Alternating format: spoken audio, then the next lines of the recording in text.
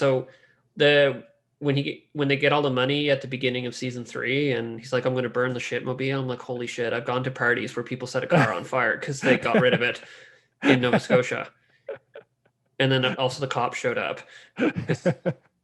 And well, that was also very funny because the cops had gotten wind of the fact that somebody was going to set this car on fire, so they showed up and they're like, "Don't you set that car on fire!" And everyone's like, "What are you talking about?" So the cops leave, and then an hour later, they set the car on fire.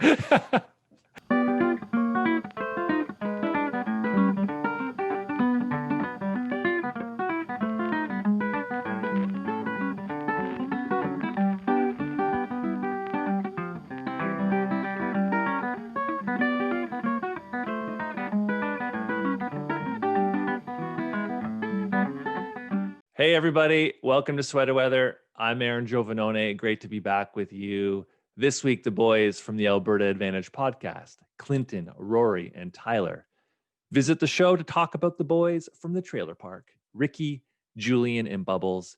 That's right. We're talking about the Trailer Park Boys. It's got to be one of the best Canadian shows ever and one of the few to find an international audience. And it's a show that still appeals to leftists today for its depiction of class, community, and obviously just for being so damn funny. This is a fun one, folks. Rory, our resident East Coaster, has a deep knowledge of the regional political economy, but also brings anecdotes about the love of pepperoni and why there's always a risk you'll slip and fall in Nova Scotia, which is what Ricky's always doing. Now, that's worth the price of admission alone, but Clinton brings some excellent TPB trivia, and Tyler plumbs the humanistic heart of the show. There's a lot of great content to come, so I won't dwell on this introduction, except to make my pitch to you. If you like what I'm doing at Sweater Weather, please consider making a donation on Patreon. My mission here is to bring the best of Canadian left journalism, publishing, academia, and sometimes podcasting to video, where it will circulate and find new audiences. Sweater Weather is also available itself as an audio podcast now, if you prefer it that way. If you want to help the show grow, then head on over to patreon.com/Canadian Sweater. You'll find the link in the show notes as well as on the Sweater Weather website. Okay, let's get to it. Here are the boys from the Alberta Advantage podcast, Clinton, Rory, and Tyler, talking Trailer Park Boys. Great show or greatest show? So welcome, everybody. Thank you for being here. Do you want to introduce yourselves one by one, starting at the top? Who's at the top? Yeah, for me, it's Clinton. Hello, everyone. My name is Clinton Hallahan. I am with Alberta Advantage. I do their newsletter. I am not allowed to do the podcast because I make too many jokes, mostly about My Little Pony. So I stay in the newsletter where I can make my jokes, and nobody even thinks to stop me from saying whatever. I am pictured here in front of the Chad of Africa, and I'm here because I was asked, and Aaron's really attractive. Oh wow! I am drinking a very large rum and coke for the occasion. Beautiful, Julian, love it. This is Tyler, also from the Alberta Advantage Squad podcast. Also, you can find me on Format Guardian if you want to learn about some other great Canadian television content. Great podcast. Or Tinker Tailor Podcast Spy, which is brand new, one episode in if you want to read spy books with us. R.I.P. to sorry, what's his name again? Yes, John Le Carre. John Le Carre, of course. I haven't read him, but I literally, unfortunately, and tragically passed away. But the timing was quite wild because he passed away 3 days before we recorded our first episode, actually. So, sad, but lots of great writing to read. I'd say more like it's kind of good timing in a way to. In a way, yeah. In a way. For Tyler, not for John. Yeah. Yeah. Hi, I'm Rory, and I'm also from the Alberta Advantage. I tend to write a lot of the episodes about regional political economy, and I'm also from Nova Scotia, so this is something interesting to talk about because I will get to talk about regional political economy and this show. But this is also the first time I've ever seen Trailer Park Boys. I've just been kind of powering through it over Christmas. And behind me, you see a picture of the Tufts Cove generating station in Dartmouth, Nova Scotia, which the smokestacks from that figure pretty prominently in season 2. And are kind of both these guys also write for the Alberta Advantage newsletter, which means that in terms of the whole team, they're in an upper tier, an upper class, if you will. Yes. Oh, We are the capitalist class of the Alberta Advantage, and Clinton is the lumpen proletariat. That's very true. so Rory hasn't seen the show until I asked him to do this. I'm so glad that he's willing to watch because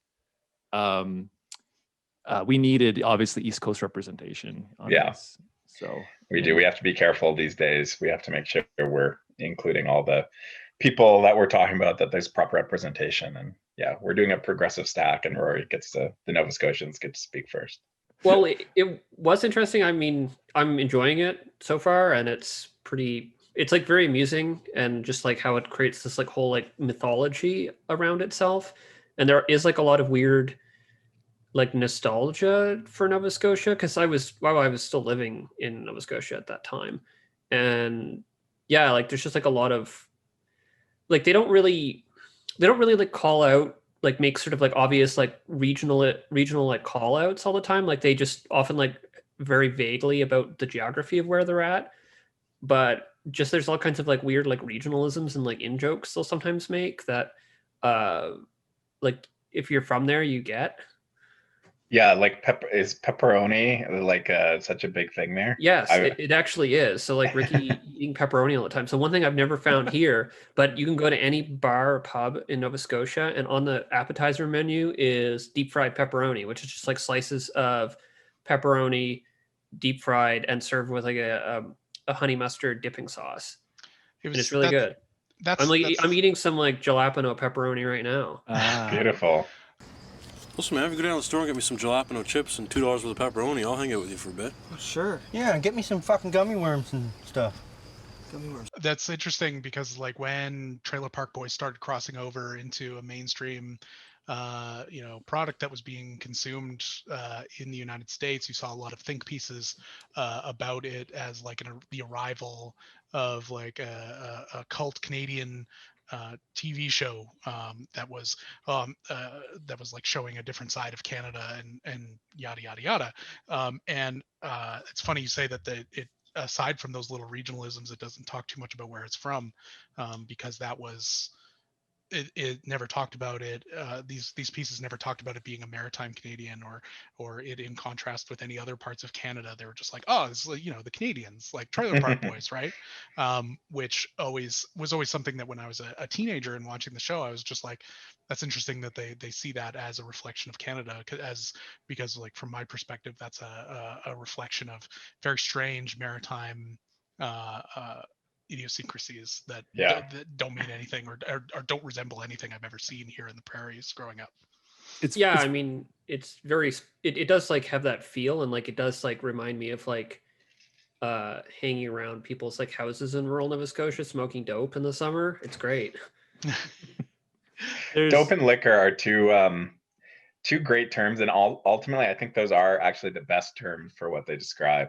I think we twist ourselves in knots trying to come up with cool names for booze and for weed, and dope and liquor really get to the heart of it. They're the perfect words, and I'm going to start using them more than I do now. But weed culture is horrible, and all the names for weed that are like have been discovered by the culture are all bad, and dope is just like definitely the best option. Yeah, so it is. I'm planting my flag.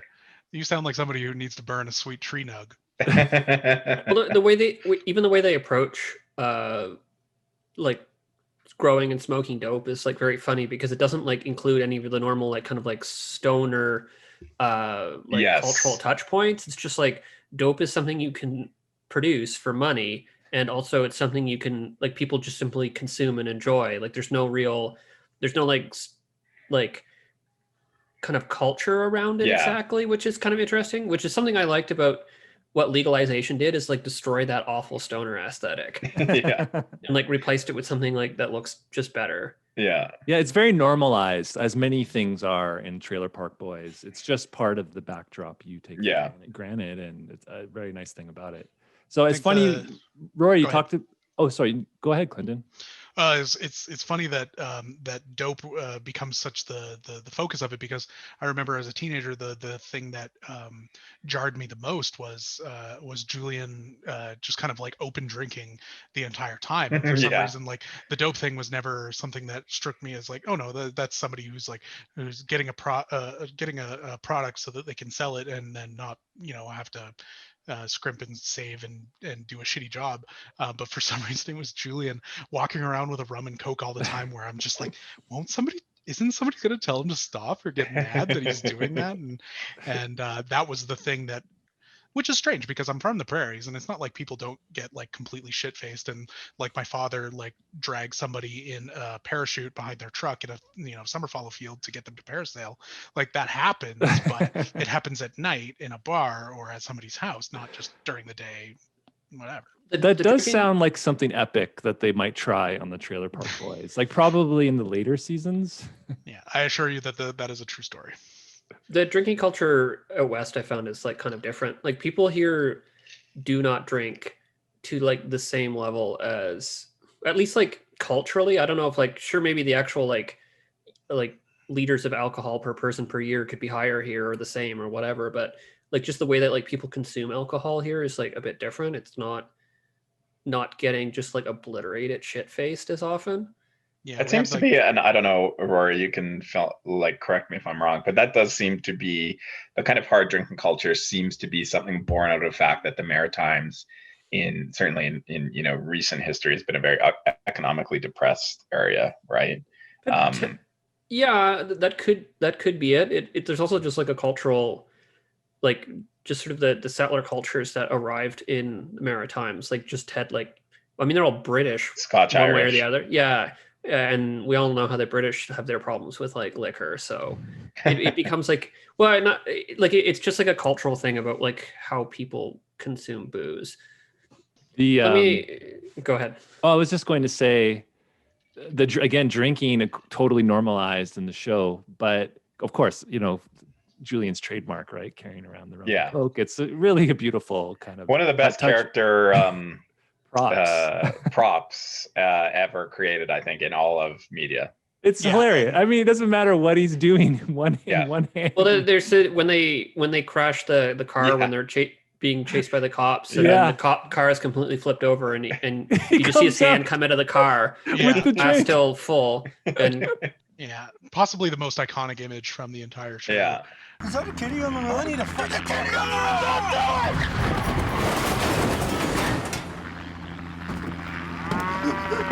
it! Boys, come on, she's gonna blow! Son of a... Come on, Ricky!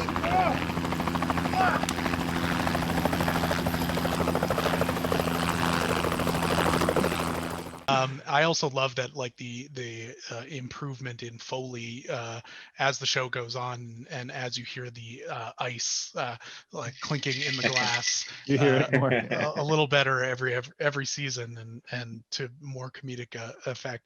So yeah, drinking totally normalized, but there is obviously there is a kind of moral obligation to not get wasted the way that Leahy does. Yeah, well, Ricky's like clearly not drunk, even though Ricky's always got a drink in hand. He's never really like obviously drunk. Yeah. Ricky's always characterized as kind of the Frank the Tank figure, right? And there's that great episode, I can't remember if it was season 4, where he gets shot with like 3 darts of like animal tranquilizers, and it doesn't affect him at all. And the one dart each to Leahy and Randy like knocks him out for like hours on end. That's the Conky episode. Yeah, right? the Conky episode. Yeah. God, Conky. Yeah. So you can't stop Ricky really. But no, Leahy, it's actually something that Julian says of Leahy quite frequently, and other characters too, when he's admonishing them, and it's like the problem is not that they drink, but that they, quote, don't pace themselves. That's a phrase he uses like all the time. And that's now that you mention that, like that was a term people used all the time when you were talking about drinking, like pace Yeah. yourself. Yeah, Yeah. similar out here as well. But it was always this tension between like, hey, you got to pace yourself and drink socially, whereas like being over the precipice of like stumbling drunk would just occur Yeah. naturally at the end of the night. Whereas that was also in tension with the common refrain from my father, which and uncles and all sorts of things, which was just like, nothing ruins $100 drunk like a $5 sandwich, right? So you got to always maintain that, adequate functional level of buzz when you're actually drinking. Well, they to be professionally. social. the Yeah, show the show right- I think juxtaposes the kind of drinking. They kind of have the three levels, and they're all kind of different, like psychologically. There's like the Julian steady buzz, cool customer. This drinking is like part of my personality. Yeah. Then there's like the Ricky, like let's get fucked up boys and like let's party and have fun. And then there's the Jim Leahy, which is the like disaster. Even Julian and Ricky at their drunkest are like, Leahy's a complete mess and he's an alcoholic and stuff. So they do an interesting job of taking like drinking culture and dissecting it into these three pretty distinct forms, and they have one character kind of represent each in a really interesting way. Yeah, I mean, like with Leahy, it is like presented as like his drinking problem is like really like done a lot of damage to his life. Yeah. In terms of like it cost him his like job being a cop, and Yeah. it cost him his marriage, and now he's just basically like a trailer park supervisor who just like goes around like bugging the shit out of the main characters. And is constantly just in either like straight sobriety or complete free fall into alcoholism, like no middle ground ever with him. Yeah. And I like that it just like his alcoholism is there's always a new ceiling to it for a good period of the show, that I think kind of peaks when you get a view into his home trailer during a particularly intense bender, where he's wading through bottles like it's a child's ball pit, about knee high in his trailer. I mean, some of the best physical. So, sorry. I was gonna say that some of the best physical comedy is Jim Leahy like coming out of the door of his trailer. Yeah. Totally trashed, and he just flops against the side. Like it's great physical comedy. Just flops against the side as he's going down the stairs. One of the recurring like physical comedy gags that I've just like found weirdly very funny from this is like however when Ricky walks down a steep hill, he always like falls and slides down. Yeah. Bubbles, what the fuck are you doing? What are you doing? These carts are public domain, Ricky. What's up? No, man. That's... Bubbles, get back here, you dick! Fuck! Hey, Ricky. How's the new job going, buddy? Ricky's always tripping over shit. It's so good. Well, especially like doing that in Nova Scotia, there's like a risk of that because everything's constantly wet from it raining all the time. And one of the things I noticed in the show is like just the weird sky that you get in the summer where it's just like gray overcast, but it's kind of like this ambient light. Like, because here when it gets overcast, it gets pretty dark. But in Nova Scotia, there's just like, it'll just be overcast and there's just like this ambient light that doesn't even like really seem, you can't really like tell where it's coming from. Yeah, there's like that in Calgary during Chinooks sometimes when the light kind of ducks under the cloud cover and it's just like this strange glow from nowhere.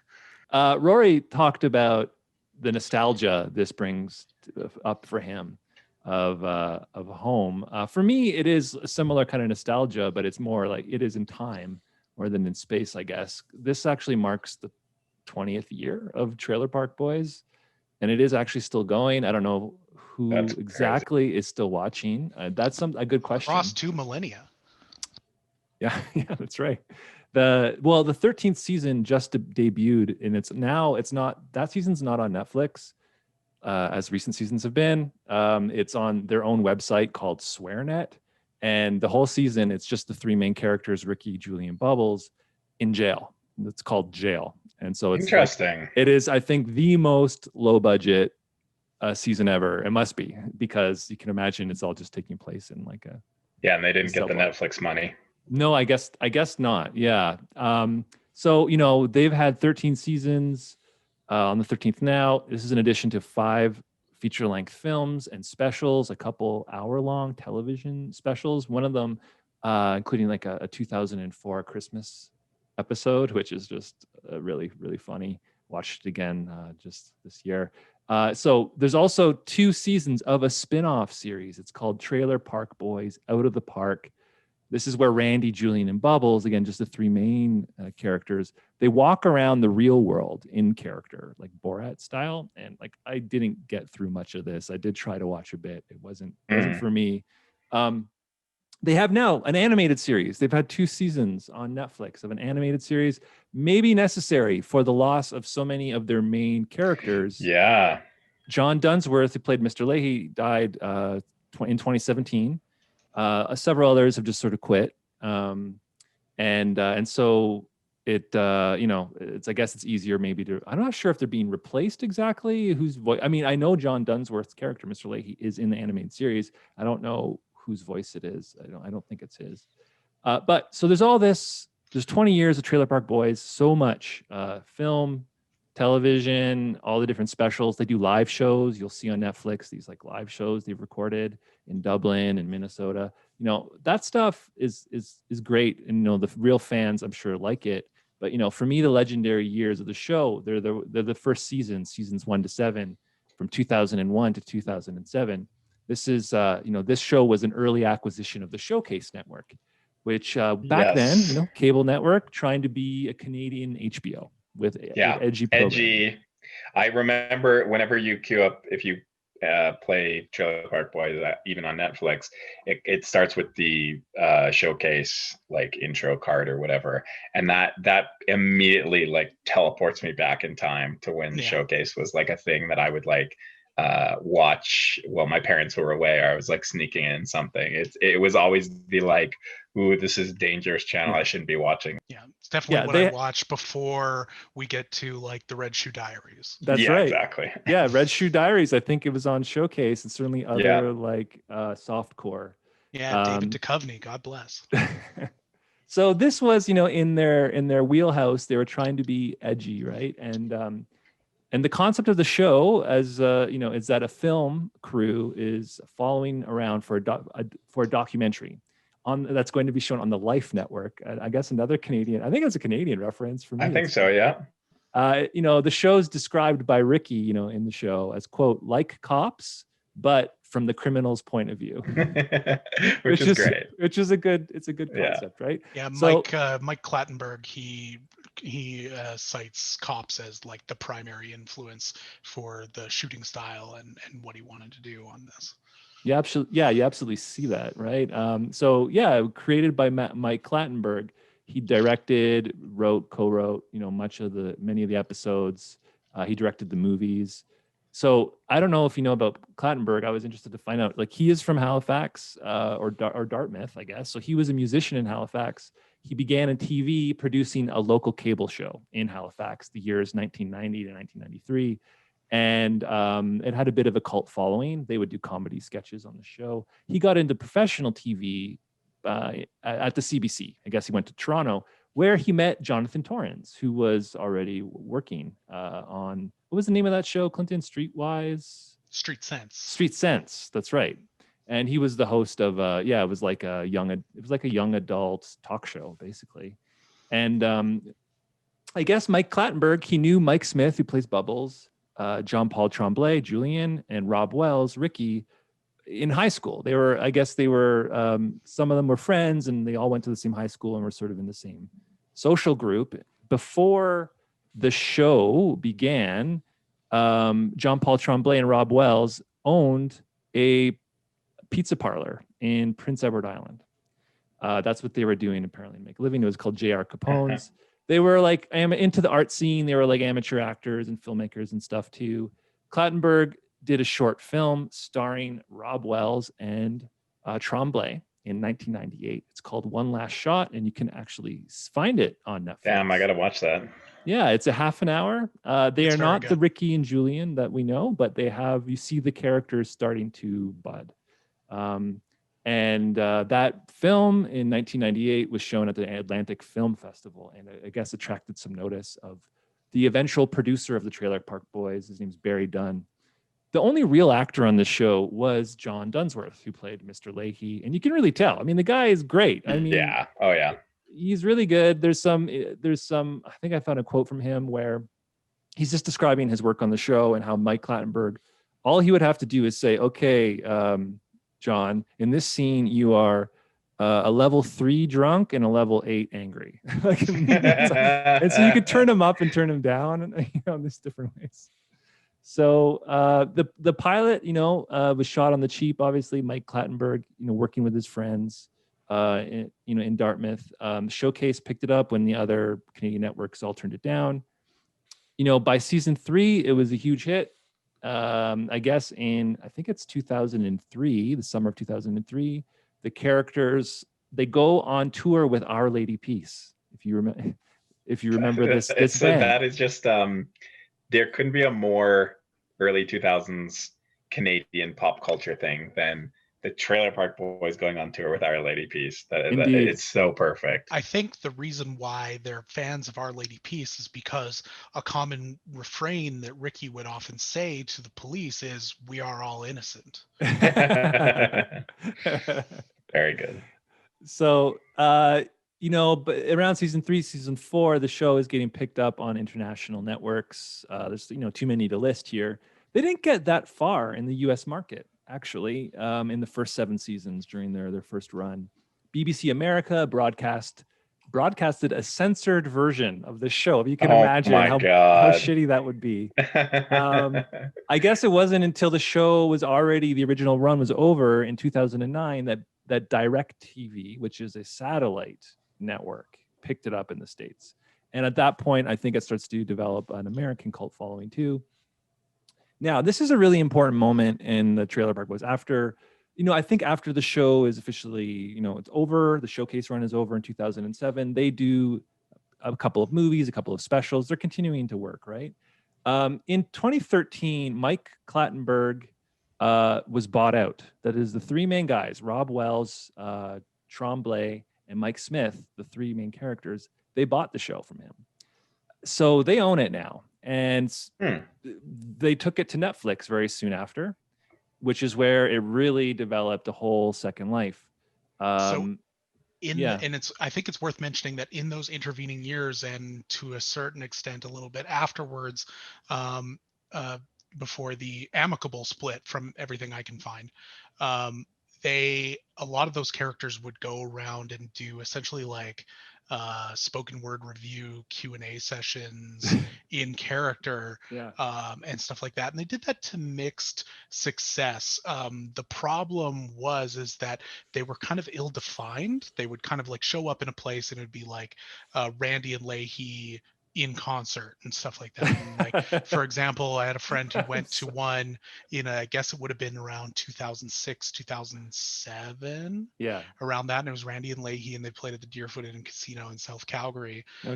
And it was, they said it was like an okay time, but it was mostly wrecked because it had no real structure, and so it just got railroaded by not hecklers but fans who would just be like, "Say I'm the liquor, say hamburgers," just like essentially looking for the greatest hits, but they weren't a band, so their greatest hits were just like lines, or whatever. And it got kind of like, because it's Alberta and because it's Calgary, it got kind of abusive. And so you can see that these guys knew that there was like potential there, but they taking those characters to the people wasn't really working out. SwearNet was interesting. SwearNet and distributing online was an interesting, they were kind of ahead of their time, which I wonder how they'll do. You said that that 13 did not premiere on Netflix. So I think the show was rebooted for Netflix in 2014, and they did another, I believe, 4 seasons of the Trailer Park Boys main series, plus 2 seasons of the branch off where they are like Borat style, going around the world in character, plus the animated series. So they're doing a lot for Netflix, but this latest season not picked up by Netflix. So maybe this shows that it really is kind of maybe coming to the end of its maybe Well, they're getting more old popular. too, right? Well, this is why the animated series might work a little bit better. Yeah. On that point, Mike Smith, who plays Bubbles, his quote about the show's long run is this: "I can see us doing these characters for 20 more years if we're alive and healthy. It would be funny to do a Coronation Street thing and watch them get old and watch them get old That and would shitty. be funny. Yeah. I would love to see Ricky, Julian, and Bubbles in 20 years when we're all old as fuck. That would be funny." Well, I mean, like- I must say, like, for me, probably the most impressive thing about this is just the fact that these guys have done this for 20 years. And it's not the same as like The Simpsons being on for however long. It's not the same because you've got, you know, different characters, different writers. It's an animated show, obviously. These guys have committed to these characters so fully that, like, I don't think Ricky has ever gotten a haircut, like, or Mike Wells has ever gotten a haircut. I think they always are just the characters, and it's amazing to me, and honestly impressive in an era where, like, I think what we want out of artists is like constant evolution and new things and new projects and you know, churn of new things and people to be creative. It's honestly pretty impressive that these guys have just been like, no, we enjoy doing this still. It works. We're still able to like make it. money. People Good still audience. love it. Yeah. It's crazy. Pretty impressive. I mean, as I said, they own the property, right, since 2013. So, you know, it's always their choice to do more. Right. And of course, they, you know, they're going to get the profit when they do it, especially since it's so cheap to do. So, you know, there's also they've become, as the owners of the property now, like there's that extra incentive just to keep going. I mean, why not? So these guys were not professional actors. I don't think as actors they had big ambitions in their career. And if you had a gem, like an amazing hit like this, why would you ever stop? As long as you just feel like working still. It's like, you know, they're in their 50s now. They're not ready to retire yet. I mean, maybe in 5-10 years they will be, but they've branched out into they have like an actual like weed brand now since it's legalized in Canada. I don't think I've ever seen an app game as well, a mobile game as well. But I mean, like in terms of like squeezing money out of it, if you like read about like some of the production details, that the actors who played Corey and Trevor were like paid like minimum wage, and they weren't really able to like renegotiate.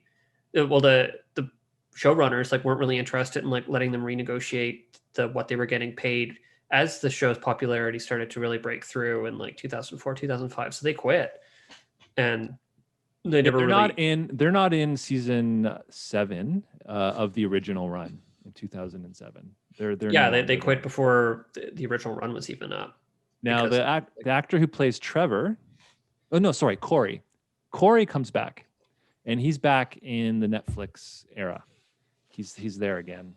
I mean, it doesn't sound like they were maybe not the best bosses. To be honest, I don't know. Who knows what other kind of personal stuff was going on? It seems to me that most production of television and movies, generally speaking, there's not a lot of great bosses in that industry. I mean, that's partly why unionization there is quite, depending on where, but unionization in like film and television can sometimes be like quite strong, in part to prevent like this kind of like obviously easily exploitable like labor practices, and also because it's very easy to shut down the production of film or television, and since it's like profitable enough for the companies to just like pay off workers to avoid labor disputes, they often do that.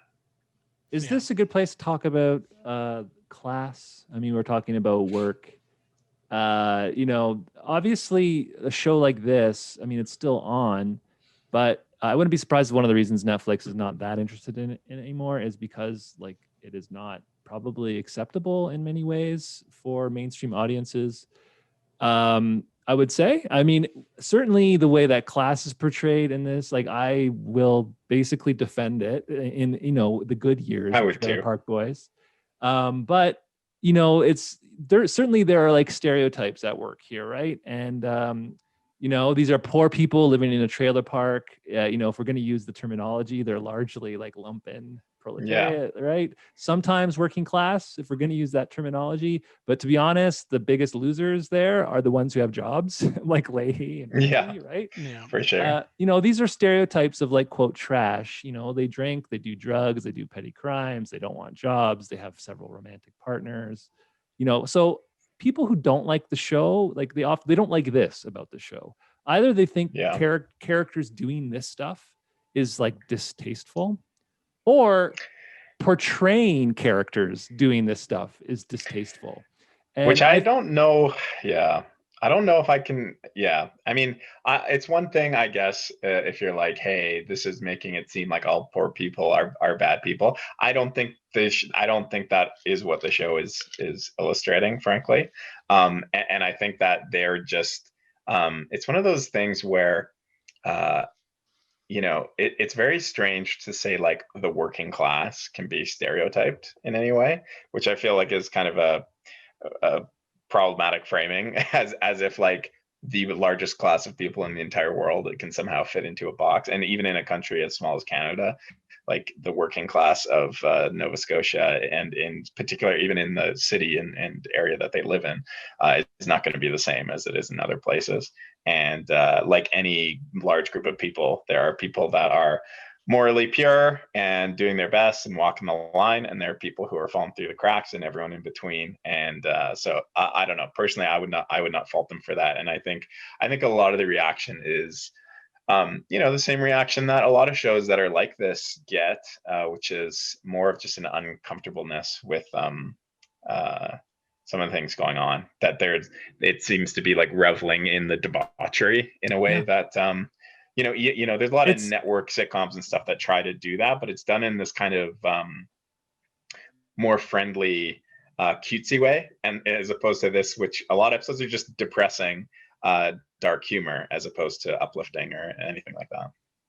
Yeah, like a lot of it's not necessarily like desirable to live a lot of these characters' lives.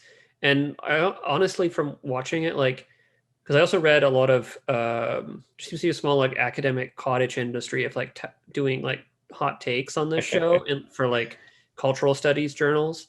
And the academic opinion's interesting because it's like kind of split between those who will defend the show as like being subversive and clever, which is like I think the take I would agree with the most, and those who feel that it's actually bad, and like particularly in how it stereotypes both like working people and the Maritimes as a region.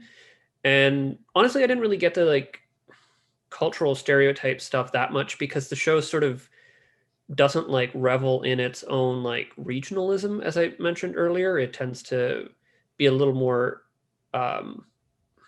it tends to be a little more like vague about where exactly this is happening, other than very broadly it's the Maritimes. And what was it?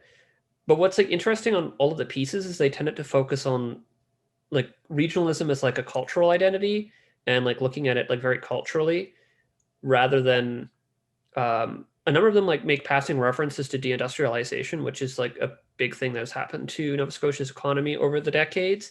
And one of the pieces that was specifically about white trash, and the show was interesting because it kept drawing parallels between the show's depiction of its characters and white trash depictions of Appalachia, but it didn't then draw any parallel between the other like it didn't draw any like connection between the other big parallel between the two regions, which is coal mining.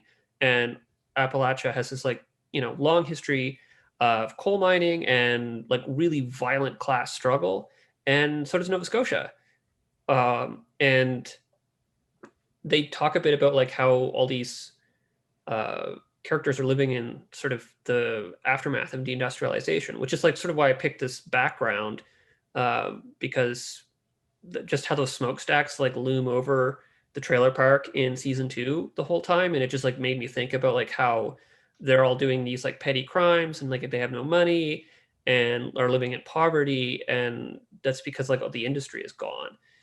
And there's only crappy jobs. Yeah. Anyone with a job, it's like it's a defeat when Ricky works at the mall. right? When he's a mall cop, that's a failure in the ethics of the show. Yeah. And Well, and it's that striving, right? They're striving to kind of they're trying to pull the ultimate stunt, which is to kind of leap over all of that and Freedom do 35.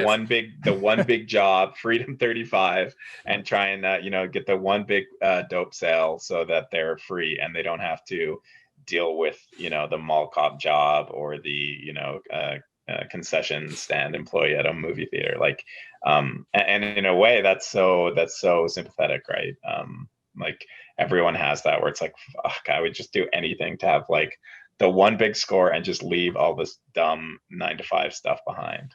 And I'll build on what you're both saying here with comparisons to two shows, one contemporary, one old. And the first one I'll go with is the contemporary. In the mid 2000s, a show came out on the FX network called The League, which was nominally about a bunch of people playing in a fantasy football league, but it was mostly a showcase for Nick Kroll, producer and writer, to start flexing his writing muscles. And, you know, one of the most incredible like sketch comedy minds of our era. In that show, there was a character played by John LaJoy, who played a guy named Taco, and his whole kind of arc throughout the whole show, or the early parts of the show, is about, quote, getting his nut. And getting his nut was all about exactly what you guys are talking about, which is jumping your class, jumping over where you are in your class, getting that one big chunk of capital that is just going to refresh itself constantly without your active labor, because working minimum wage fucking sucks, working shit jobs sucks, and these guys know exactly how to supersede that, which is just exactly what you were saying. One big job to prevent you from being under somebody's boot heel, which is obvious to any any thinking person of any class. So that, go ahead. Oh no, I was just going to say that is the case especially in the early seasons. I'd say in the first run, season 1 to 7, exactly, the criminality is foregrounded, where yes, just one big dope score. Like every season, it's like a different plan to grow a bunch of weed and somehow sell it. A lot of the time, there's a concern about that they don't actually want to do illegal stuff, like both out of a combination of like some like moral sentiments, but also that there's punishments for doing illegal things. So there's always an interest in doing something like legal or semi-legal, or finding a loophole to like make that legal score. Gas station. And so that brings me to the other comparison, which is that the entire show structures itself as a spiritual successor to the Yogi Bear show, where except in kind of reverse, where instead of trying to steal picnic baskets, Yogi Bear, as our kind of triad here, are trying to hide picnic baskets from Leahy and the cops as they try to move their scores away. And exactly. And it's the exact same structure in that those people with those picnic baskets will be fine. They came out for a nice day, but that bear needs to eat. But the cops will be fine. Leahy's fine. They're both on salary. They're both protected by some sort of job security. But these guys who are going to move dope, which is just, in their case, usually just fucking marijuana, who gives a shit? They're only a decade or so away from total legalization. They are pioneers in an industry. They are, they're a hair's breadth away from, if they were born in another era, they would have been fucking the Seagrams family. Getting back to the stereotypes, and if there are class stereotypes that work here, like there's no doubt that there are. These are, and you said, Clinton, like these are comic types. Like you can compare them to other comic shows where they're playing certain roles. Like that to me, that's fine. It's kind of like these same arguments that come up. Sometimes Italians bring them up about like anti-Italian racism, like basically like negative portrayals of Italians. Like when they around the same time, The Sopranos is on, and there's like similar discourse actually about whether there are negative stereotypes in The Sopranos. And it's like, I mean, they are gangsters, and that's like a negative stereotype. But the question is not whether there's a type or a stereotype, but is it art? Okay. Now, when Trailer Park Boys is good, it is very artful. There's irony used in very brilliant ways. And what I mean by this is that you find yourself both identifying with the characters, as you said, Clinton, like, yeah, that's something that I can imagine like I would want too. I would like to escape the economy and just either live a life of kind of pastoral escape where I can just be drunk and high and hang out with my buds. And that would be fun. Or to get super rich and again, basically arrive at the same point by transcending material need. So everyone can identify with that, but we're also laughing at them. So there's this ironic relationship we have with them where we identify with them as we laugh at them. I mean, so, I think these stereotypes are generally, they do them well. And it's also different too, because there's been a million movies about like poor people trying to do a big job and like get one big score, right? There's just like infinite, and a lot of them are comedies too. But there's something about Trailer Park Boys that attracts this microscope that those movies and shows never seem to get in the same way. And I think it's because this is early 2000s when the kind of anti-hero archetype hasn't really been fully established in television. And in fact, like Sopranos, right, is kind of like the urtext for that. And I think any property that approaches anything, be it like Italian mobsters or poor people selling dope, when they do it with this spin, for whatever reason, it just gets the hackles up of any cultural critic that they have to comment on it. Whereas, you could imagine a very similar show to the Trailer Park Boys, but toned down in the swearing and the drinking to a little bit, and it would totally skate by, and I don't think it would get any of the same critiques. It's that, I know Showcase is certainly funny.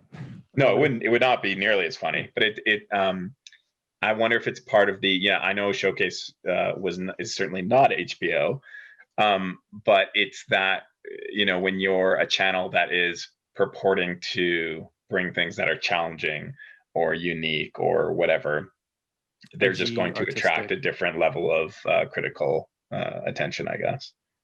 Yeah, and the show on the whole is very safe for all of its being on Showcase and being edgy and stuff like that. It's very white.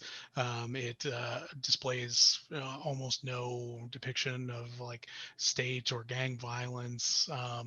It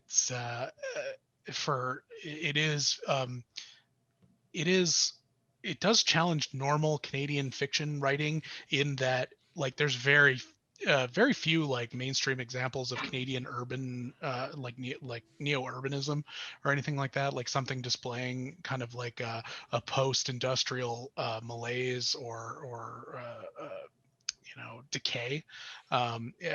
Canadian fiction tends to go to the heartland, sometimes literally in shows like Heartland, but they tend to go to they find like rural or suburban communities and find humanity and beauty and kindness in these things, and they're very Canadian media as a whole is very scared to show any kind of problem with Canada. There was a movie recently that I thought was a Canadian movie recently that I thought was notable in that it actually showed like some Canadian urban decay. God, what was the name of it? It was like Disappearance at Clifton Hill, which showed Niagara, Ontario.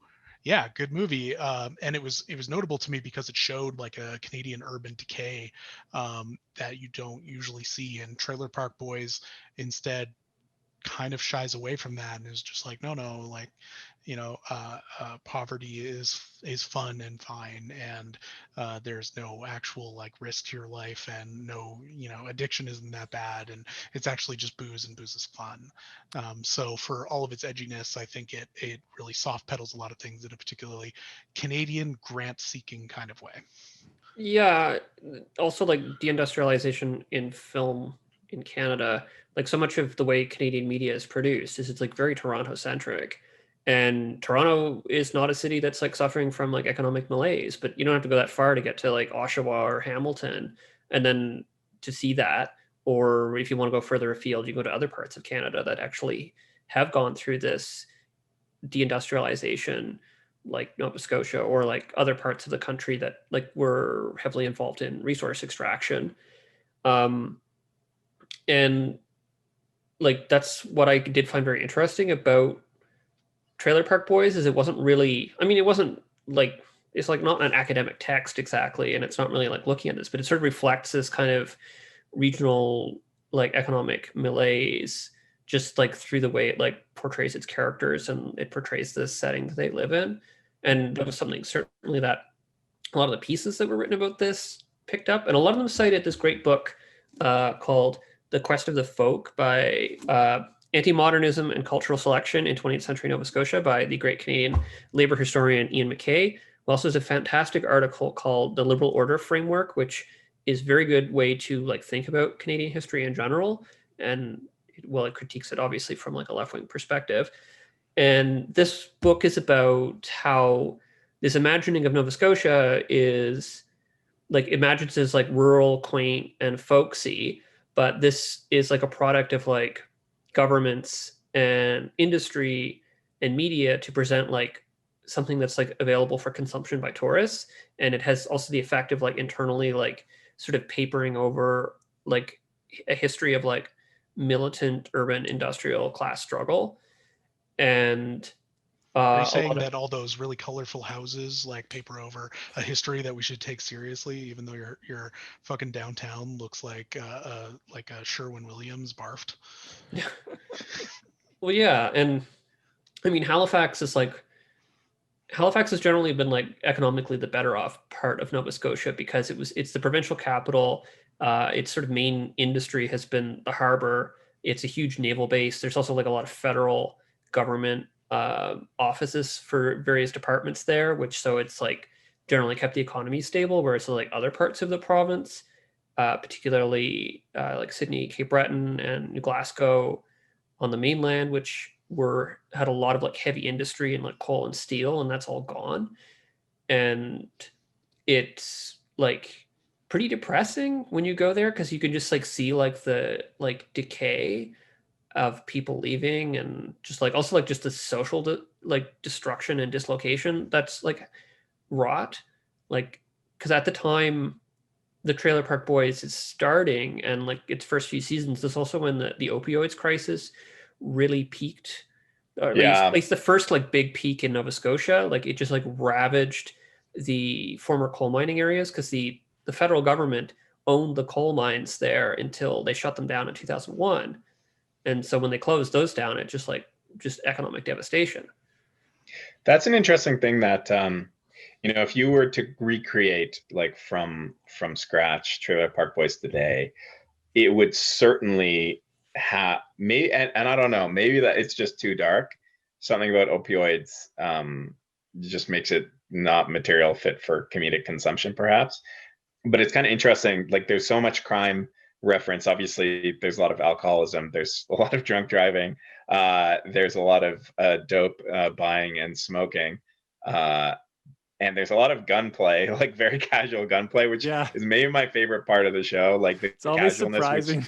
It's always surprising, but the casualness of that every character just pulls out a gun and points it at each other is always funny. But serious drug addiction never, as far as I know, never really made it into the show. Correct me if I'm wrong.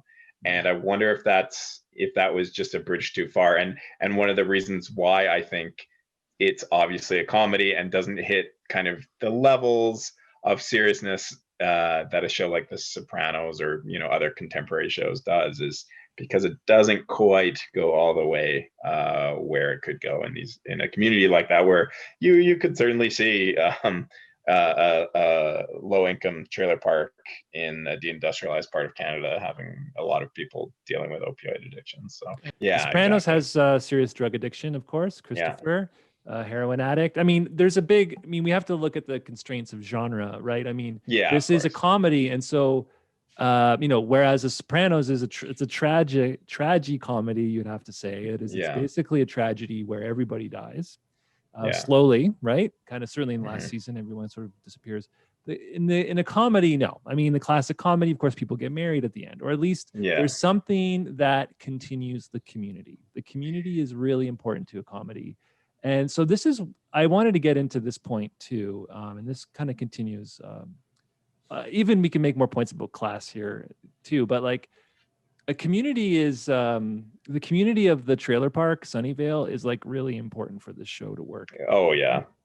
And I think what happens in the later seasons is as some actors quit, some pass away, and they want to cut down on costs as well. And they just want basically the main three characters to do stuff together. The show really loses, to me, the magic circle of Sunnyvale is broken. And really, the show does not function narratively the way that it did early on, you know? Like you can just look at, I just want to do a little bit of a close reading of this one episode here. And I'm not sure if anybody watched season 1, episode 2. It's called, quote, "Fuck community college, let's get drunk and eat chicken fingers."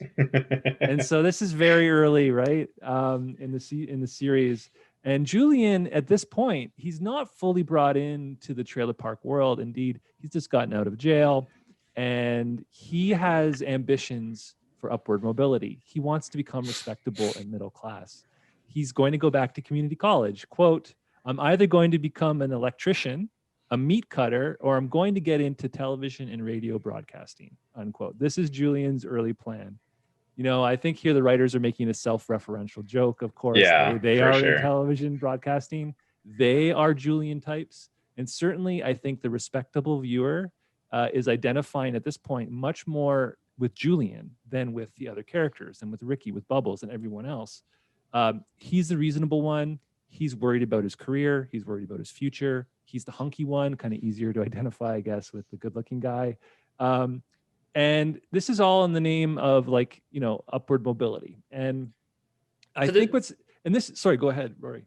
Well, it's like a very individualized, like, neoliberal approach to this, that like, I'm going to go get an education. So I have a book about like these schemes in like deindustrializing Nova Scotia. They're like, okay, to fix this, like, people just like, we need to like reskill people. We need to get them like education. Learn the code.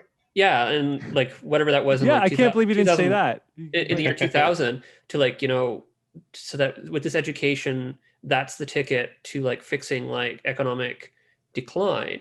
And this is like an academic study. It says, no, it doesn't really do that, because like at best, it just means people have like a easier time leaving and finding a job somewhere else. It doesn't like fix the problem there, because it's like just like a lack of like a main economic driver. Yeah. So, I mean, you see that in Trailer Park Boys. So like, so long as they're like unwilling to leave the park, and they have like good reasons why they don't, they'll never be able to like find that like upward mobility.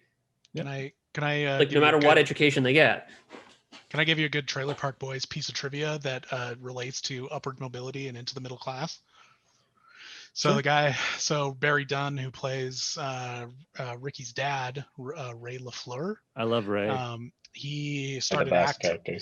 He started acting in 1990, so he'd been acting for just about a decade when Trailer Park Boys would hit as a series. And when it came out in 1999, that was the same year that he was called to the Nova Scotia bar. He went to Dalhousie for law school, and so while he was playing Ray on Trailer Park Boys, he was also becoming a lawyer, becoming a practicing lawyer, and becoming the president of the Nova Scotia Film and Television Producers Association. Oh wow! So Great. He wears so he couldn't just be a broke actor. He also needed to go to school and you know, do something meaningful, like be a lawyer. I mean, there's certainly an emphasis in like Nova Scotia to tell people like you should like get like a good education, so you don't like get stuck here. Yeah.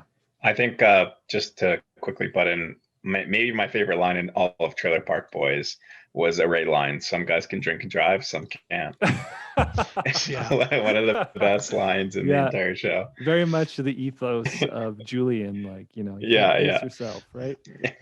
I had a friend from Cape Breton when I was in high school. She's still my friend, and she had two very interesting stories about two of her friends who stayed in Nova Scotia.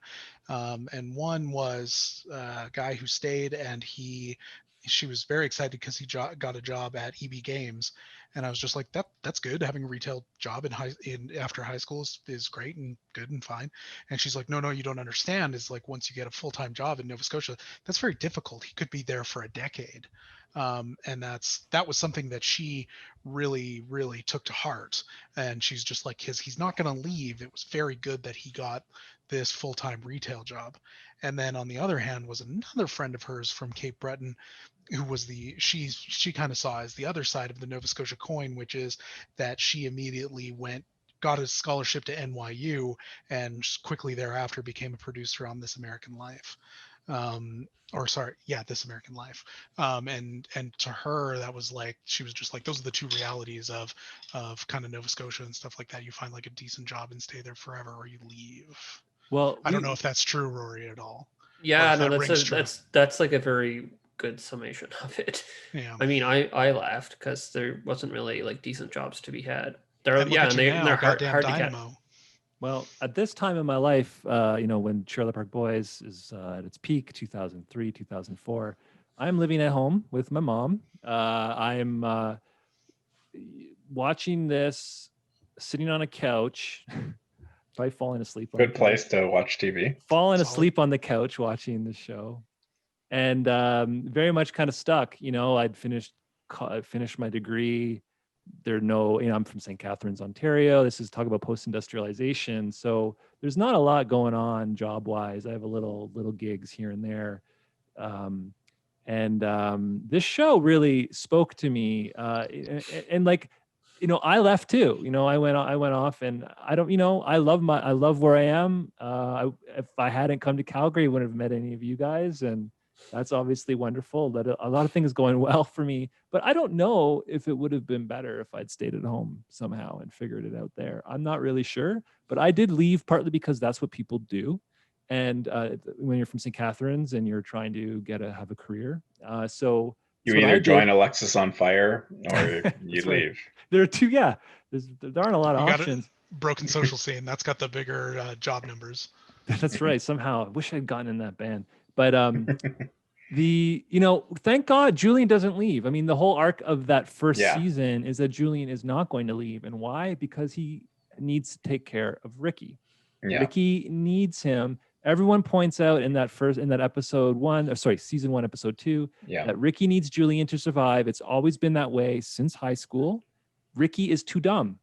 They have they have these hilarious testimonials with all the other characters. They're like, nah, Ricky's too dumb. He can't, survive without Julian. And they cut to Ricky himself in a very sad moment. It's full of pathos, full of for me, absolutely felt real. Listen, Rick, we've been friends our whole lives, man. This is ridiculous. Do you understand what I'm saying? No, Julian, that's a problem. Understanding things is one of the things I have trouble with. That's why I'm gonna miss you so much when you move, buddy. You're the one that helps me understand things. You make things clear in my head so that everything comes together and it just makes sense to me. I'm stupid, you know that. And then Julian is like, no man, you're not stupid. You're good at stuff, And this is that is the emotional heart of the show. It's these two guys, it's the bro love. Of course, a little bit later, it's Bubbles, right? Very soon, it's his cuteness, his love and dependency on them. In the end, Julian can't ditch Ricky, and he can't leave the trailer park. The end of season 1, Julian does not have to go to jail. He gets in trouble. Everyone gets in trouble because they steal stuff from the store. They steal food from the store for Ricky's hot dogs and bananas. No, right. I love the hot dog content throughout this show. Great. Fresh hot dogs. He's cooking fresh hot dogs. Well, there was actually such a great scene where they when they rob the grocery store and they're throwing the hot dogs in the back of the truck, and there's also bunches of bananas. I'm why the fuck did you get all these bananas? And then it just cuts to them 5 minutes later driving away, and they're just all eating the bananas. It's a really wonderful scene, and it's because Julian is trying to settle Ricky down. He wants him to get married, right? And so he can sort of be done with him, but it's never going to happen. And it's a good thing. In the end, Julian, he chooses to go back to prison. Cops show up at Ricky's wedding. Julian, when he realizes that Ricky's getting arrested, Julian takes his gun out and fires like 5 shots in the air just so the cops will arrest him too. A beautiful scene. It is a beautiful scene, right? And so this is the really where the heart of this comedy is. It's really in their relationship, but also in the continuity of the community, because they don't want to leave Sunnyvale. And that is really the you know, you could imagine a very similar show that has, you know, the same vulgarity, similar jokes, similar characters, but it just doesn't work without that community. And I think, you know, it's not even like a political stance or anything necessarily. Like, I think we've talked a lot about the interesting political character of the show. I doubt that any of the people involved while they were making it were thinking, you know, this is going to be make an implicit political statement about the working class. Thank God they weren't. Thank God they weren't. Half of what makes so much bad TV now. For sure, 100%. But the thing that they do nail, which is a really important, you know, is actually important to like any coherent left politics, is the sense of community that they have at Sunnyvale. Sunnyvale. Yeah. Well, it's kind of like. Sorry, go ahead, Rory. Well, like, yeah, their community, what's also like very notable about their community is like they're pretty like, they have a lot of like solidarity about like looking out for their own, and like very notably those who are like considered the most outsiders are the cops. The cops are always the most unwelcome external like invader. Well, and there's the great episode where Jim Leahy is kind of fallen off the wagon and Randy has kind of quit on him, and he's going to lose his job as superintendent of the trailer park. And essentially, you know, with some help from obviously the Ricky and Julian and some conniving, ultimately gets the chance to make a very heartfelt speech about, like, you know, essentially, even though nobody likes me, I'm an important part of this community, and everyone like kind of backs him and ends up voting for him and keeps him there. And that was a beautiful part too. It's a beautiful part. I'll cut it in here. Who in this park, or even who in the whole world, doesn't have problems? Who doesn't have a drink too many times once in a while, and maybe even winds up passed out in their own driveway, pissing themselves? Yeah, they're generally, of course, like Mr. Leahy and Randy are very often the heels, right? Of course, they're trying to get one over on them, try to avoid them, but they're ultimately are in the community, like, and the cops are the outsiders. This is like very often like a rather anti-cop show. Oh yeah. Yeah. I would say so. Well, the cops are also always being tricked by Ricky, who is admittedly basically the dumbest person in the universe of the show. So, but he has like a special gift to be able to just convince cops to like stop being suspicious. So how do you think that works, Rory? Or do you want to say something else? I don't really know how. I think it's just mostly a sort of show in joke about how he's able to like convince cops, and it often like plays off the cops being kind of stupid. And that they're easily fooled. Yeah, that they're easily fooled. He says they're stupid. He admits himself to not being that smart. I mean, his talking style contributes to this, I suppose. Famously, Rickyisms, or, you know, malapropisms, these weird way that he'll say the wrong thing at the wrong time. I say the wrong thing at the right time is kind of what he's doing quite frequently. One of my favorite Rickyisms is when he describes to his dad in the Christmas episode from 2004, when he defines what a man is. You know, you can't actually quote, I'll drop it in here. You can't really quote Ricky and get away with it the way he does. What did you learn about being a man? Mostly just family stuff. I mean, well, a man he's supposed to always be thinking about stuff about his family, and to make himself to do things that are gonna gooder the family up around and gooder it up. Like, that is what is a man. Yeah. But I think that Ricky has a kind of a magic when it comes to talking to cops or judges as well. Some of the best Your Majesty, scenes, as Your he Majesty, says. thank you, Your Majesty. He says to the judge. I mean, it is really, these are the best scenes in the show, I think, are Ricky in court. Yeah. What he can do in court is really amazing. This happens, of course, several times over the course of the series, probably at least 5-6 times. But in that one episode you're referencing, Tyler, which I think it's called "If I Can't Swear and Smoke, I'm Fucked." It's from season 3. Richard, since you chose to defend yourself and fired the public defender, I guess it's your turn to question the witness. Thank you, Your Majesty. And Richard, before you begin, I'd like to say that I think this is a bad idea. And it's amazing, that judge has this kind of matronly, motherly, energy towards. She calls him Richard. Yeah, Richard. Richard. And so he asks her, I'd like to make a request under the Freedom of People's Choices and Voices Act that I be allowed to smoke and swear. The beauty of Ricky is that, Julian is like the smarts of the operation, but what Ricky has is this core of humanity that everyone loves, and he's able to kind of connect with people on a level that very few people can. So even though he may not have the same IQ as Julian or some of the other characters, he's so beautifully gifted in the way that he's able to relate to people, and that's ultimately what probably gets him out of more jams than anything, right? Yeah, you're right. Like he is the kind of the heart. He's got the soft skills of the operation, right? Always everyone else shuts up and lets Ricky talk to the cops. Time. And the judge there, he knows, she has this kind of motherly indulgence towards him, and she lets him, you can speak freely, like it's only fair. Yeah. And of course he talks his way out of it completely. With cops, what he understands about cops is that these guys are also they just want to keep their job. Yeah. So this is often what sometimes he's just fooling them, lying to them, and they buy it. But he talks his way out of, this is also in season 1, he gets caught stealing car parts with Julian, and they need to fix up the shipmobile.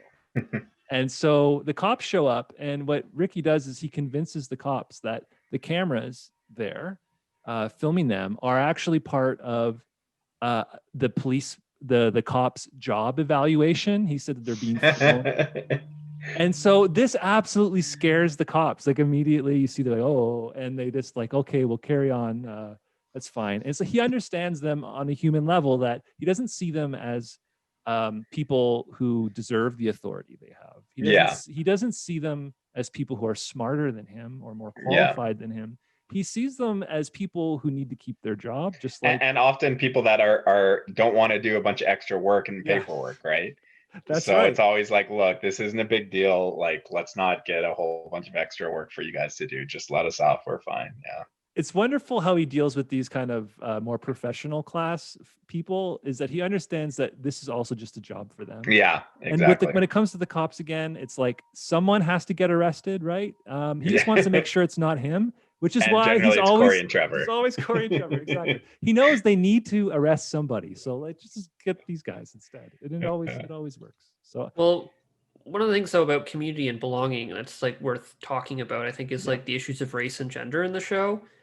And certainly those academic hot takes often talk about a lot of that, because when you talk about white trash, you have to talk about that in the context of a larger sort of social hierarchy of race. Yes. And there aren't Nova Scotia has a historic Black community that's been there since the late 18th century.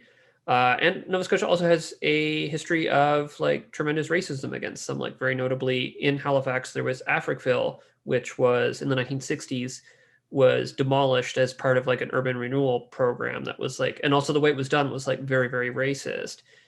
And so it broke up this community and kind of spread it all over the broader Halifax area.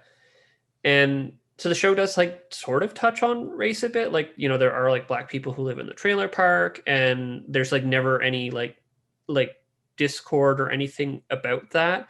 And then of course you have J-Rock, which is sort of the you think he's Black. One of the episodes touches on that very specifically and looks at kind of race, and it has some nuance. But what other people think about that? Yeah, that episode is interesting. Go ahead, Tyler. Yeah.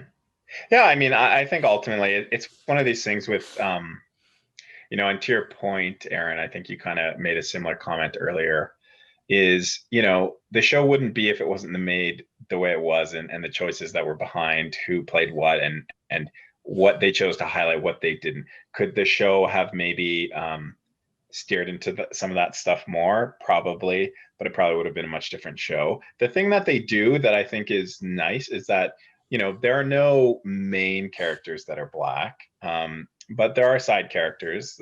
T is obviously probably the most notable one. And the thing that I do like about that is they generally are just part of the trailer park environment. They're the only thing that kind of gets specifically brought up around race is revolving around J-rock and kind of hip hop culture and things like that, which is kind of interestingly discussed. But I do think that, to their credit, the characters that are brought in that are different races are just dealt like other characters in the universe. And you could maybe say that that's a weakness depending on your point of view, but I think that for whatever you could say about it, generally there's no attempt to kind of make them stand out in a specific way. They just feel like part of the community. And again, that maybe in a different context that's negative, but in my point of view, given the show we have, they deal with that stuff okay. That episode that gives J-Rock sort of backstory, it's called "Who's the Microphone Assassin" from season 3, and it is actually, I think it's quite a good episode. It's when we realize that J-Rock is like a full-on Rachel Dolezal. Yeah. And then his illusions are broken by another character, a rapper, who shows up and he's like, you're not Black, who do you think you are? Also, specifically because J-Rock was pirating his music and that's right. it. Yes. Yeah. Yes. I mean, yeah. And I do find the scene where they cut, so J-Rock has been disillusioned, and he goes back into his mom. He lives in his mom's trailer, right? And the next shot we see of him is he's wearing khakis and a polo tucked in. He's totally gotten rid of his hip hop garb, and he's talking just like a white boy, a white boy. And I don't know, just the way that it goes back and forth there is kind of funny. They couldn't, as I said, the reference to Rachel Dolezal, that's obviously extremely problematic, and all kinds of debates about how bad that is and what ways is it bad. And so you couldn't do that today. And I do think one of the reasons probably why Jonathan Torrens doesn't do the character anymore, he quit the show in 2016. It might have to do with this, that kind of politically, that character is not really viable anymore. Although the interesting thing is though, so I guess ultimately they made the choice in the show to actually say he thinks he's Black. Yeah. I think if there wasn't that exact line, is there a big difference between J-Rock and Eminem circa pre-fame, 8 Mile Days? Outside of the fact that it's a comedy and he's not actually very good at rapping or whatever. But yeah. Do you know what I mean? There's a difference between just being a white rapper and having Black friends and being someone who thinks that they're Black. And I think that exact line, if you were to make the show today, that line would not be in there. They would just cut that, and it would probably be okay. Oh, interesting. Yeah, that's plausible. It's also his the way that J-Rock's presentation is self-evidently ridiculous, and that's meant to be that you're supposed to understand that he is kind of appropriating something, and also kind of doing it in a way that is not very good. I mean, very good in the sense that it's very obvious to everyone that it's a put on, and it makes me think of who is the woman who is a professor in New York who recently got outed as being just a white woman from Hilaria Baldwin. Yeah. Oh, that's another one, but no, it's quite a few now, right? Yeah, she was a professor of African studies or something that at a university in New York, and she was just a white woman from suburban Minneapolis, and she had that full J-Rock way of talking whenever she would go to things outside of a specific academic context, where she would just sound kind of talk normally, if you know what I mean. And but she did this whole put on accent to like, and it was just like, you watch this and you were like, you're watching this like after she had been outed, and you're just like, how, like, it's just like, it's almost like insulting, but it's like not a comedy. She's like actually like pretending to be this. Real life and look, as 4 white guys talking about this, yeah, please feel free to prove us wrong on any of these points. But I think there is also a difference between there is an element of the fact that the culture that he's really taking on is hip hop culture, right? And that happens to be dominated by Black people. But the way he's speaking is very much like a hip hop way of speaking. So in a way, I think that differentiates it slightly between those cases where those are a context of, I don't know the exact way to put this, but people who maybe should know better given their positions, and certainly the liberal milieus that they are performing this in, should certainly know much better. Whereas, J-Rock is presented as essentially innocent of having any like the reasons he's doing this is not for any kind of what's the it's way just to frame for this? a sense of self. I mean, Yeah, that particular episode. That particular episode shows him have like experience a kind of ego death. When he finds out, and someone tells him to his face that he's not Black, and he just reverts to this person he doesn't want to be or doesn't like, and he's very visibly not Black. Like, that's the point of J-Rock. Yes. Whereas all these other people were pretending, they're way worse. J-Rock's better than all those people. Oh, 100%. Morally justified way more than they are. Yeah. Yeah, and I guess to like talk more about the other like idea of like issue of inclusion, which is like gender, and like how the show portrays like masculinity and the idea of the family.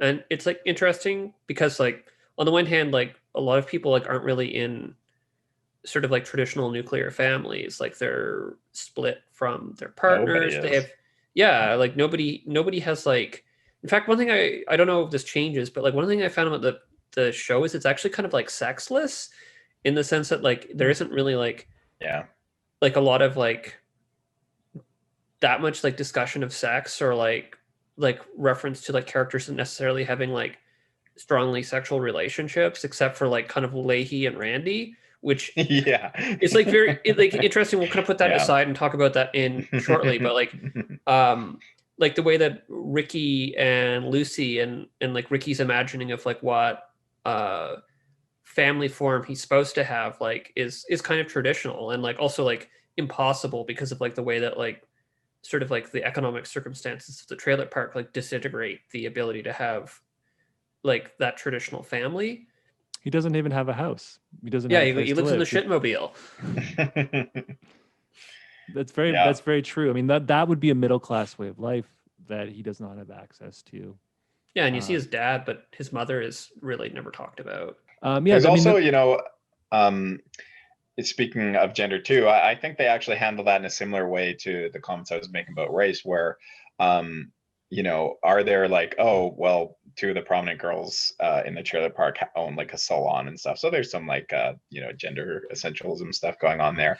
But ultimately, they're just, again, part of the family, and they help out in the crimes, and they're like in relationships and out of them. And they're not really treated in a substantially different way than a lot of the other characters, which I think, again, given that the show came out in the early 2000s, like subconsciously or consciously, they, I think, did a decent job of just making these people feel like parts of the community. And I don't know, like, I'm not doing any Bechdel tests here, but there's a lot of great opportunities for the female characters who are not the lead characters to kind of like have their own side stories and get involved in the crimes, and it's not always just about their relationships, which is kind of refreshing.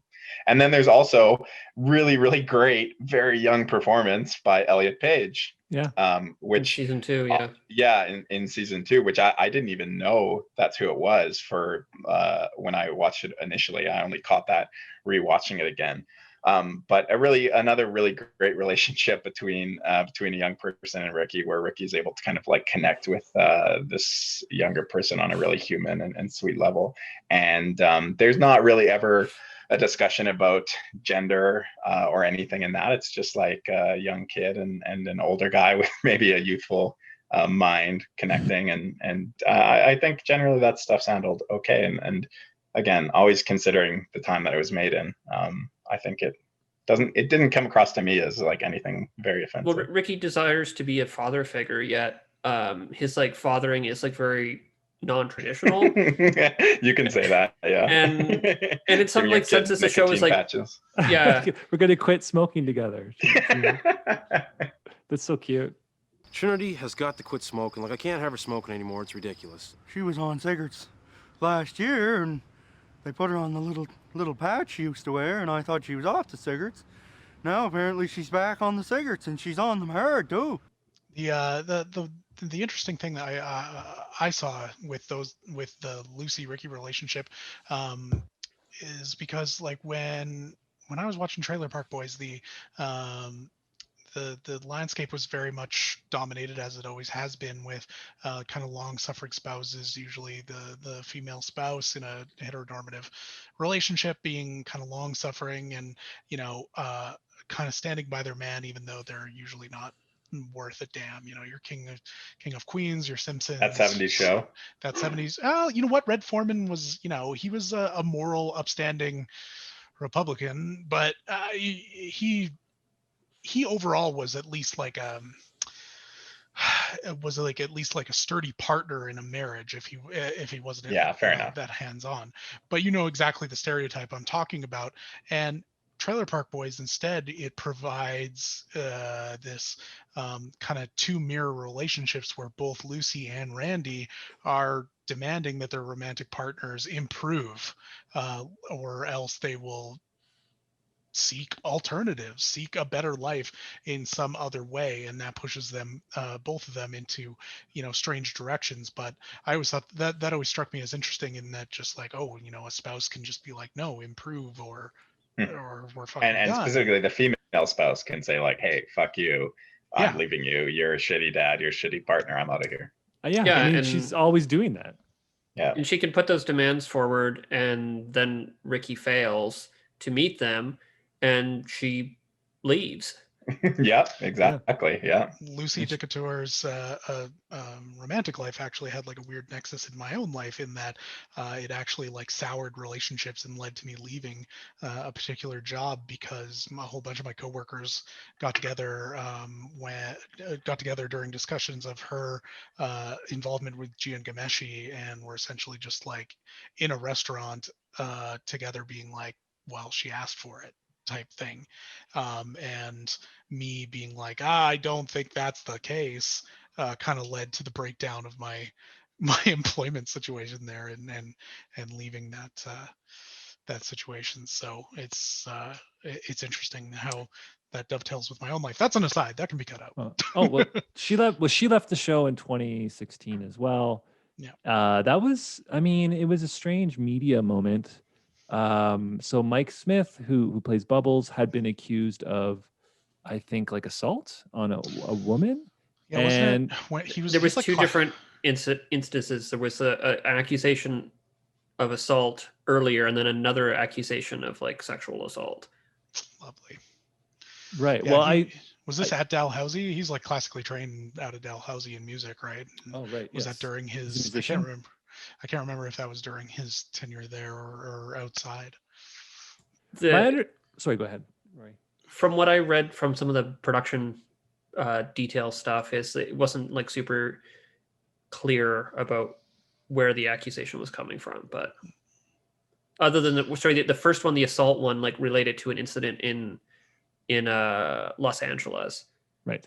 And I believe that the charges for that were withdrawn or something, but I don't know anything else about it. Yeah, not that means particularly anything. It's interesting that like that was kind of like a big deal, because everybody kind of saw Bubbles as this kind of innocent, sweet guy. Yeah, innocent, sweet guy. Whereas like people almost like hand wave away similar shit out of like Chris Brown and stuff like that, because it's part of a kind of a persona, or a little bit like kind of dangerous thing. And I always thought it was kind of weird that he got a pass on that. But that's just kind of the way the world works. People talk about cancel culture, but it actually, the canceled, unless they self-impose penalties, typically don't reap any penalties.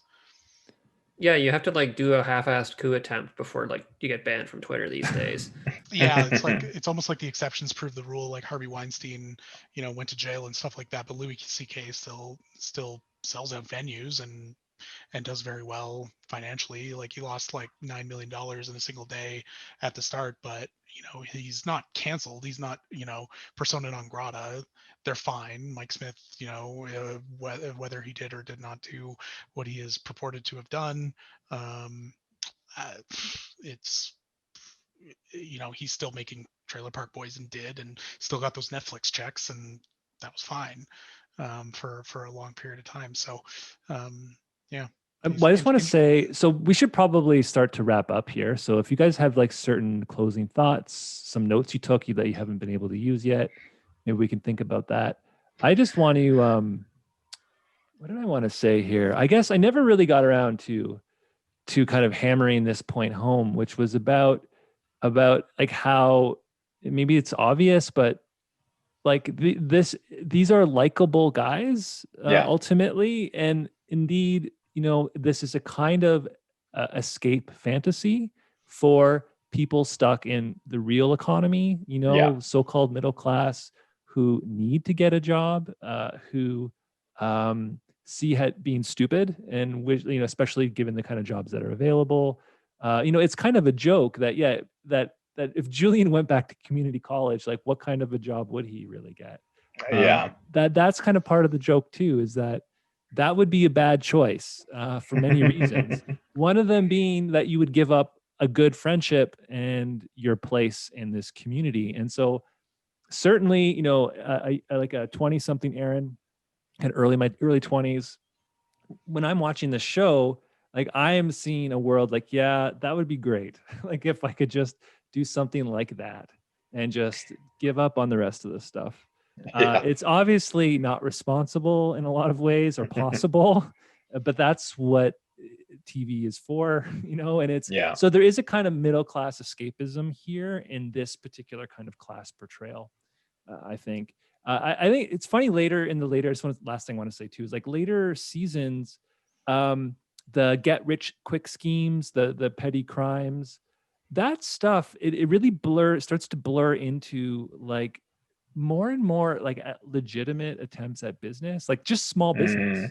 Like it becomes more and more, instead of growing weed and selling it, having a big score, it actually becomes like opening a bar. Like in the first Netflix season in 2014, Julian opens a bar, and he's just like acting like a small businessman. His whole scam is that he doesn't have a license, of course. He doesn't have a liquor license. And he's also never going to pay any taxes. So there's this bowl on the bar counter that says mandatory donations. So he thinks this is a way of getting around like all the front tax issues, salary issues, all this stuff. And so what I think there's another sort of, everybody in that season has like their own business. Like Bubbles in that season begins a shed and breakfast. So he sets anyway, that's a whole other thing. And I think he's also trying to sell maple syrup or something like that. I guess my point here is that all of these like small businesses that they're doing, they are like in a ways, they're very close to like what a real business or what a real small business is. And it's just on this side of legality. It's like on this side where we don't pay taxes. And of course, what is business always trying to do? They don't want to pay taxes. They're always trying to get away from all of those rules and all those regulations. And so you do see strangely in these later seasons, how like legitimate business shades very easily into just pure criminality. And indeed, we got to get rid of the red tape. Yeah. I mean, isn't that capitalism ultimately? In a way. So anyway, that's kind of my closing thoughts on some of the class dimensions of the show. Boy, I loved it when I was watching those early seasons for sure. So I'll go next here. The thing that we kind of covered and is maybe implicit. But the thing that I find the most amazing thing about the show, and I actually started rewatching it probably 2 months before Aaron actually first asked us about doing this episode, which was good timing. But the true beauty of the show is it's just so fucking funny. Yeah. And to me, this ranks up against any comedy. Like if I was to put together a top 10 list of comedies, this would be on there. And it's very, very hard to do comedies that are funny in a way that feels like they are changing the culture in some way. Like I know it was kind of a cult show, but often it's the cult shows that tend to have the biggest impact. And if you are like on Twitter or in any leftist groups, this show is huge. It's very well known, and not just in Canada, like in other parts of the world, it's very well respected because it was doing a style of comedy, I think, early that is almost now seen as like overdone or passe. But at the time was super unique and very refreshing. And I just don't think there's been anything like it. Like maybe It's Always Sunny in Philadelphia is maybe the closest thing I can think of kind of Trailer Park Boys-esque. But there was an innocence to the Trailer Park Boys. I think the kind of amateurness, at least at the start, of the actors and production gave so much weight to it and made it feel very unique and special. So for all the great cultural conversations we're able to have about it, I think it also has to be recognized as just a very, very expertly done comedy that I think is still influencing very funny people today. I got two closing thoughts here. One's just something I found, and the other's an anecdote. The first thing is that I hadn't checked into this animated series, but I definitely will now, because one of the people behind it is the really unfortunately named Mike Rowe. He's a really long tenured comedy writer with tons and tons of credits, but one of his most notable credits is a standout pre-revival Futurama episode called Bend Her, where Bender gets a sex change to become kind of a turf demon and become an athlete in the Robot Olympics. So he's a very funny person, and honestly, having that kind of writing muscle in the room with the three kind of primary writers, I think will be to their benefit, because I think there was a notable drop in quality after Mike Clattenburg left. The second part is a story. And when I was in 2010, I got the bright idea that when I went home from Vancouver back to Calgary for Christmas, that I was going to take the goddamn train. And that's just a horrible idea. It takes 24 hours to get from Vancouver to Edmonton, and then you got to drive from Edmonton to goddamn Calgary in the winter. Don't do it. But while I was there, I met a very misinformed Kiwi mom and her daughter who thought it would be just like Europe if they took the train across Canada to check out universities for her to try out. And so we got talking a lot, because this train takes forever. And she had a boyfriend, and she was trying to tell me a bit about her boyfriend. And as she kind of opened up the conversation about what he was like, she was like kind of searching for a way to shorthand his situation. And she was just like, he's kind of like, I don't want to say like white trash, but the Trailer Park Boys. So even in 2010, it was already a communicable cultural touchstone for this girl from New Zealand to explain to me that her boyfriend was, kind of a roguish, lower class teen boy. So God bless Trailer Park Boys, are a better ambassador we could never ask for. It is also also, I'm really glad that we got through this entire fucking thing without saying the words corner gas. So bless us. Doesn't have quite the international success. Fuck no. One of the thing I found about watching this for the first time is, I know, Aaron, you'd said that you watched this when you were younger and finished your degree and weren't sure what you were doing. But in this context, like for the first season, it's sort of implied that Ricky and Julian are about the age of 30 already. And you know, that I'm watching this like in my early 30s, and you're like, oh wow, like it's, and also like the way the show is structured, that like every season they get let out of jail and build a scheme, and then at the end of the season they always go back to jail, and then it starts all over again. So like there's just sort of like whatever they do, it doesn't matter. It's just like constantly like just like right back where they started, and they're in their 30s already, and like clearly like the implication is they've been doing this quite a while already, because you know that Ricky's already got like a 9-year-old daughter at the start of the show, and so like they're just like spinning their wheels, and it's kind of like interesting to see that, like I guess now in your 30s, and you're like, okay, like this does like feel like what a lot of life is now, where there's, because of like just like the constant like economic disruption of like the 2008 crises, and then this current one where it's just like you never feel like you can ever get financially ahead, and that just like trying to hold down like a normal job is like some sort of scheme to get rich these days. And you're just like constantly like hedging against like everything just getting reset back to the way it was at the beginning, and you have to start from scratch again. Yeah. Excellent point. Yeah, that we hadn't commented on that cyclical nature of the show, how the seasons are structured by returning to jail. So okay, everybody. Well, I guess, I mean, how to sign off? I've never done a panel like this before, so you should have like a sign off like line. You should just be like, from all of us at Sweater Weather, stay warm out there. Avoid the worst case Ontario. Yeah. From us at Sweater Weather, don't wear turtlenecks. No, don't wear it. You probably shouldn't wear turtlenecks. No, I mean, some people look good. Some people look good in them. The only person that can pull off. The only person I know who can pull off even a shawl neck is Tyler. Of course. Absolute garbage. What can I say? Well, thank you, boys, for being here. It was a pleasure talking about this wonderful piece of Canadiana, important piece of Canadiana. And have a good night. Thanks for having us, Aaron. Yeah, thanks for having us.